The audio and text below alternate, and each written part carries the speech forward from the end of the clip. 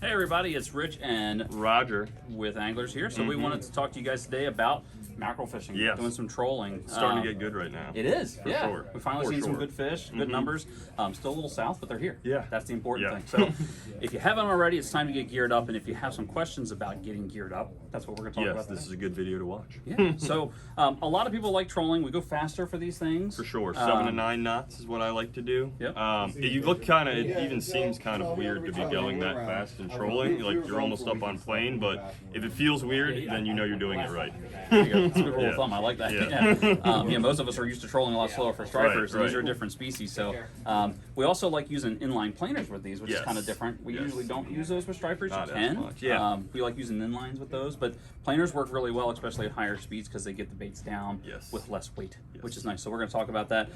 So let's start at the end. So Yep. we usually use spoons for mackerel. They like Yep. shiny stuff. They have some teeth, so we like using metal spoons. Metal spoons. Don't get chewed up too much. Small is also the name of the game, so anything from this 00 down here all the way up to a 1. Usually, excuse me, won't go bigger than a 1. Whenever I'm trolling for mackerel, just they don't really like those bigger baits, it seems. Yeah, they're mostly in there feeding on like little bang anchovies Yeah, and the that's- smaller yeah. bait fish. They're not going after like the big big men. LI, yeah. So yeah, match the hatch. Yep. Smaller is the name of the game. Color-wise, too, it seems different all the time. Some days I go out there, it's gold. Other days I go out there, and it's whatever is in the water. They don't care. They just want something really fast, metal going by them. It just doesn't seem to matter. Yeah, we have So- lots of colors on the Yeah. wall. They all do work. It's kind of like you said. It's kind of a no rhyme. There's no Yeah. rhyme or reason to it. So it's a good idea to have a few colors, have Yep. a couple of different ones out there, and then have some backups of certain colors. That way, when one works, Change them out. to make it happen. Yep. Yeah. So that gets tied to a leader. We're going to talk about the leader because leaders are a little important with spoons because as most of us that fish spoons know, and for those that don't, spoons love to spin. Yes, And that a can lot. destroy a leader. Yes. So we like using 40-pound tests for the most part. You can go a little here or there, one way or the Yeah, other, yeah. but 40 seems to be a pretty good sweet spot. And I like doing 15 feet of leader. Yeah. You do. We were saying I generally will do like an arm's length and then another little bit more. Okay. Like arm's length and a half, something Yeah, like something. that. You want some length of leader. You don't. It doesn't even be a mile long. Right. But you want to have a little bit of length to it. But the construction of the leader is important. So we like putting ball bearing swivels in the middle. So whatever length you do cut it in half. Tie Ball that bearing ball swivel. bearing. Yeah. Ball bearing is the key. You want to make sure that this has lots of freedom to move. You want that free moving swivel because of all that twist. Right. The other thing to note on this is you want the end that twists pointing towards the spoon. You want, as you can see, right, this doesn't really turn that much. That end spins freely. You want that pointing towards the spoon. And the reason for that is the way that these, especially these swivels are made, it's solid on this side. The side that would be going to the lure, the pin goes inside of the barrel. And so if that's pointed forward, it's just gonna shove water into that swivel. Yes. You're down south usually with these, it's saltier water, they're a saltwater species. You're just gonna cram that swivel with all kinds of Right. nastiness that's gonna make that swivel fail sooner. Yep. You kind of protect it by it going in this direction and having the swivel part at the back. Just doesn't shove water in there. Right, So that's a right. really important thing to make these last longer. And then you're gonna have, obviously, the lure tied to the end we just talked about. On the other end, we're gonna just have a snap swivel. I personally like to put a ball bearing snap swivel on the end just to give me a little extra insurance. Yep. It's not necessary. This is not a ball bearing swivel, and it works fine. But I like, if I'm Right. gonna make my own leaders, I like spending a Do few that. extra dollars for some ball bearing snap swivels. Yep. Sizes on the ball bearing snap swivels and the bearings themselves, they don't need to be huge. We have Yeah. we carry some from Tsunami, we carry some from Owner. You can see they're relatively small. I think these break at like 80 and 100-pound test, 88-pound. They're overkill, but you don't need anything massive. You don't need Right. anything super strong. But something in that size range would work well. The leader material.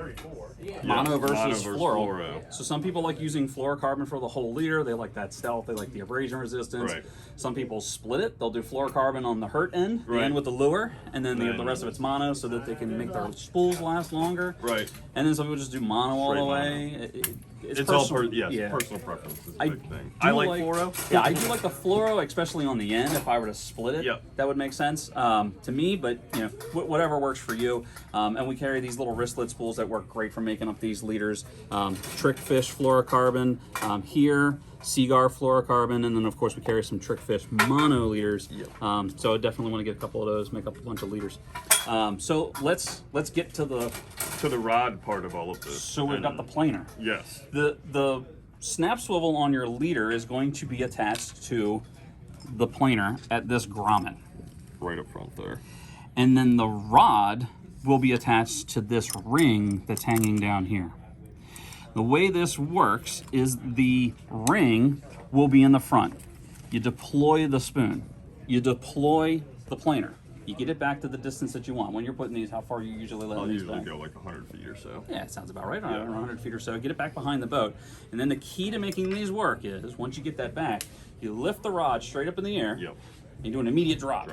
And what happens is, this sinker that's on the bottom of the planer and this free swinging ring, when you do that drop, it gives it enough slack that this will actually sink down and the ring will slide up to this point. And then you just hold the rod and it'll come tight. And this planer will dig down and take your bait down with it. So instead of having a heavy sinker to drop it down, the planer planes down and does the work for you. Yep. Now the beauty to this is when you get a fish that takes the bait, Yes.